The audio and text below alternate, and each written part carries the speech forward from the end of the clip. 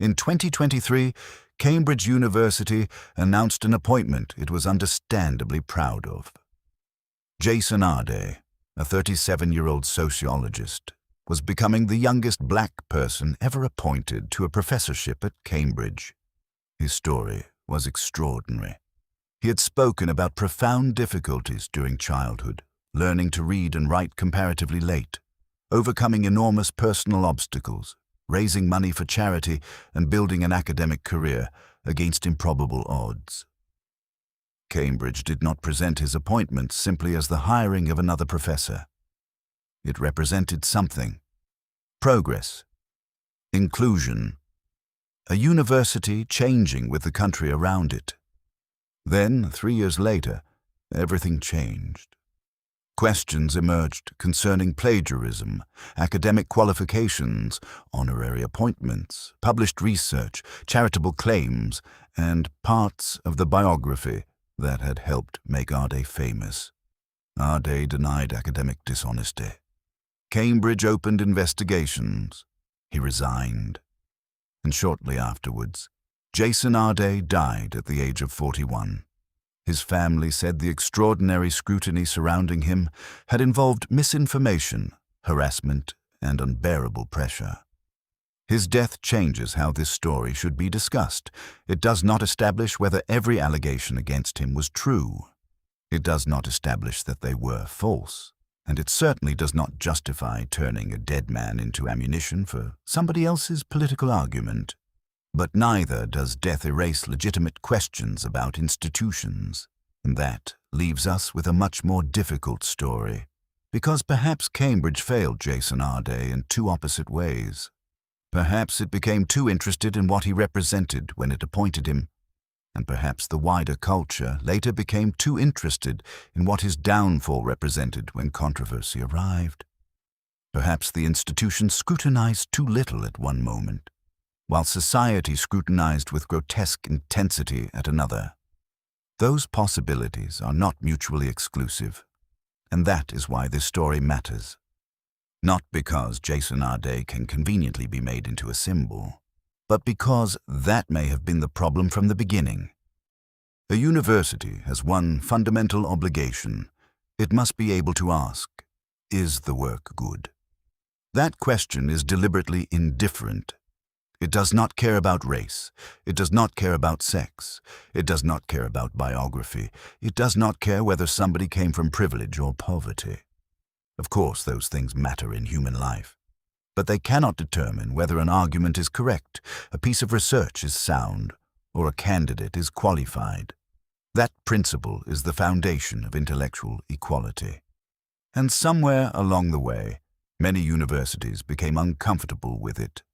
Not because equality disappeared, but because equality increasingly came to be regarded as insufficient. The vocabulary changed. Equality became equity. Tolerance became recognition. Individual achievement became representation. And institutions were no longer expected merely to apply fair standards. They were increasingly expected to produce morally desirable outcomes. That sounds like a subtle change. It isn't.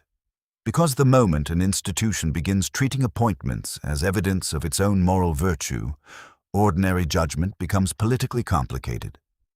If somebody is merely a professor, you can assess the professor. But if that professor becomes a symbol of racial progress, questioning the professor may look like questioning racial progress itself. And that is where institutions become vulnerable. The intellectual background matters. Modern identity politics draws from several traditions that taught us to be suspicious of supposedly neutral institutions. Who created the standards? Who benefits from them? Who was historically excluded? Could supposedly objective rules conceal inherited prejudice? These are serious questions.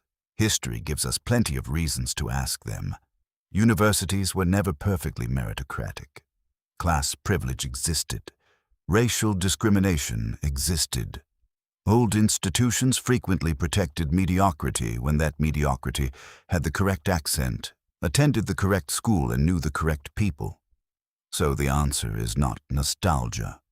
The problem begins when a sensible proposition, standards can be corrupted by prejudice, quietly becomes a very different proposition.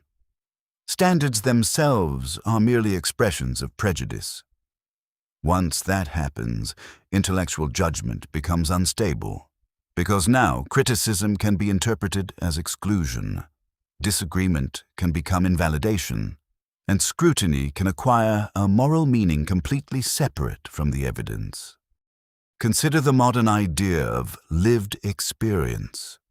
At its best, it contains an obvious truth. Experience changes what people notice. Someone who has experienced poverty may see humiliations a wealthy person overlooks. An immigrant may notice assumptions invisible to somebody born into the majority culture. Experience can reveal evidence. But experience cannot become infallibility. A university must be capable of saying, "You may have experienced racism, and your statistical analysis may still be wrong. Your biography may be extraordinary, and questions concerning your scholarship must still be investigated. Your community may have suffered discrimination, and you may still not be the strongest candidate for a particular job." These propositions are not insults. They are what equal treatment requires. Because the alternative is a peculiar form of condescension, it implies that certain people must be protected from standards supposedly robust enough for everyone else. And that ultimately damages the very people such protection is meant to help. Because once the public begins suspecting that standards have been softened for symbolic reasons, every genuinely excellent minority scholar becomes vulnerable to suspicion. That is profoundly unfair. And there is only one reliable defense against it: standards whose credibility everyone understands. Which brings us back to Cambridge. Arday's appointment was clearly more than an academic event. His race mattered to the story. His biography mattered. His work on inequality mattered. The symbolism mattered. None of that proves the appointment was improper, but it meant that Cambridge was making two judgments simultaneously: an academic judgment about Jason Arday and a moral statement about Cambridge. That creates powerful incentives. Administrators want evidence that diversity initiatives are succeeding. Departments want good publicity. Journalists love extraordinary biographies. Colleagues may hesitate before becoming the person publicly questioning a celebrated appointment. Nobody needs to conspire. Institutions are perfectly capable of producing bad outcomes through individually reasonable decisions. That is how bureaucracies usually fail. Not with trumpets, with paperwork. And when questions eventually emerge, the institution faces an unpleasant problem, because investigating the scholar may now look like repudiating the symbol it created. But this is where Arday's death forces us to confront the other half of the argument. Scrutiny can also become pathological. A legitimate question about scholarship can become a question about biography, then character, then every statement the person has ever made, then every inconsistency somebody can find. Eventually, the person disappears behind the investigation. The internet is very good at this.